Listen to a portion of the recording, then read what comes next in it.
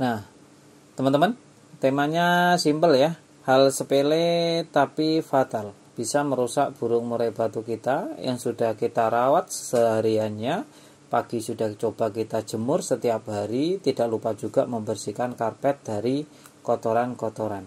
Nah, itu untuk perawatan harian burung murai batu. Selain jemur, pembersihan karpet, tentu juga ada pergantian air minum dan pemberian extra fooding seperti jangkrik, kroto, cacing, ulet, dan lain sebagainya.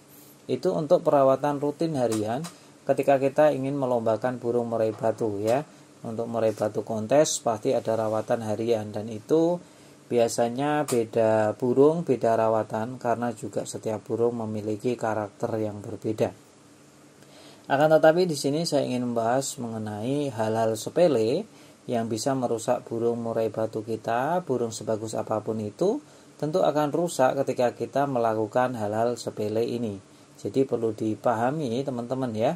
Untuk murai batunya dijaga baik-baik, jangan sampai murai batu kita itu sampai rusak ya dengan gara-gara hal sepele. Itu sangat tidak masuk akal sekali ya untuk teman-teman. Hal sepele itu apa?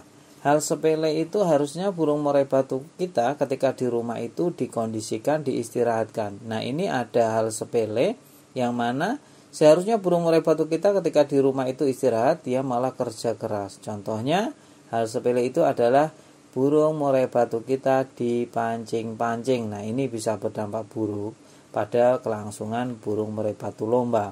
Ketika di rumah sudah biasa keluar-keluar, maka ketika dilombakan dampaknya sangat negatif sekali. Burung cenderung bengong, matung, hanya pasang badan, atau kerjanya tidak tuntas. Karena apa?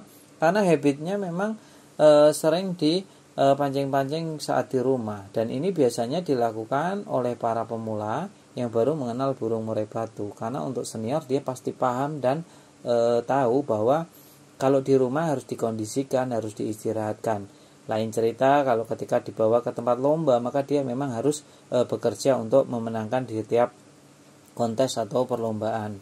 Nah, untuk minusnya ketika murai batu di rumah itu dipancing-pancing, saat dibawa ke lapangan itu dia tidak akan kerja maksimal. Seandainya kerja pun biasanya ngugluk.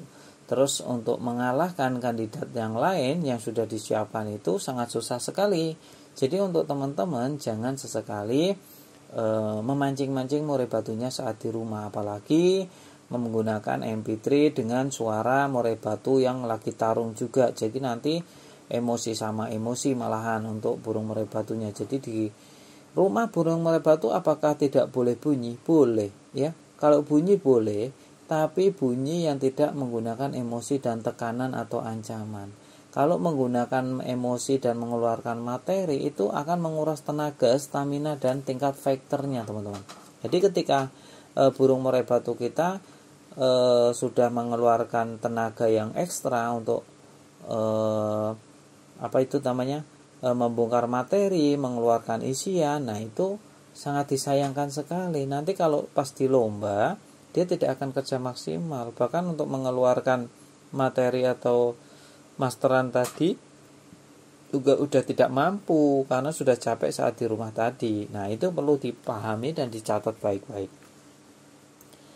Terus over lomba juga kelihatannya sepele. Contohnya kita berangkat setiap minggu, tapi kita lupa bahwa burung murai batu kita juga butuh istirahat, butuh recovery untuk tenaganya juga, belum tingkat fighternya. Nah, hal-hal kecil seperti ini itu sering banget kita indahkan atau kita lupakan. Jadi untuk murai batu teman-teman, kalau sudah dirawat harian, kalau sudah rawat, sudah jemur sampai ditiriskan, itu pun ada aturannya, tidak sembarang langsung kerodong bawa masuk ke rumah.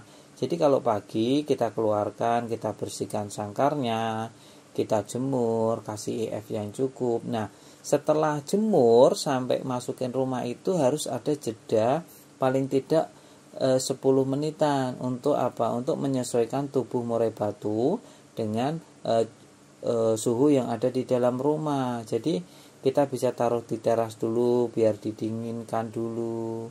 ya, jangan langsung ditutup kerodong, nanti bisa berdampak buruk seperti serak dan matanya terkena katarak. Nah, ini yang kurang bagus untuk burung murai batu kita. Waktu penjemuran, pastikan karpet juga harus bersih ya. Sebelum dijemur, karpet dibersihkan dulu. Karena apa? Kotorannya itu kalau terkena sinar matahari, kena panas, takutnya akan memuai. Nah, memuai gasnya ini bisa berdampak serak pada burung murai batu kita, pada kesehatannya. Jadi tidak heran ketika burung yang tadinya dia baik-baik saja dan tidak ada masalah, tapi tiba-tiba suaranya serak ya. Apalagi sudah perawatan yang jemur ekstrim dengan jemur kerodong plus karpet yang ada di dalam sangkar tidak dibersihkan untuk kotorannya. Wah, ini sama saja ya, mempercepat merusak murai batu. Nah, itu yang perlu dicatat dan dipahami oleh teman-teman semuanya ya. Untuk murai batu memang tidak boleh sembarangan dalam merawat murai batunya. Dipancing-pancing juga tidak boleh ya. Apalagi kalau mendekati hari lomba, contoh hari lombanya hari Minggu, biasanya hari Kamis atau Jumat Sabtunya itu kita naikkan 2 hari ya. Jadi tekanannya itu akan semakin kuat. Jadi burung murai batu ketika buka kerodong lihat burung lain langsung bongkar-bongkar materi, langsung kerja dengan durasi lama. Lain cerita ketika di rumah saja sudah dipancing-pancing, ketika dilombakan buka kerodong ya paling bengong, tengok kanan tengok kiri, pasang badan, mentok-mentoknya ngukluk. Nah, ini kelihatannya sepele, tapi untuk murai batu yang over lomba terus sering dipancing-pancing, wah ini berdampak buruk ya untuk murai batu yang orientasinya memang untuk kontes atau orientasinya untuk lomba. Biasanya ya pagi-pagi sudah disiapkan, dibersihkan, dikerodong, itu semua yang sudah kita bahas tadi di awal.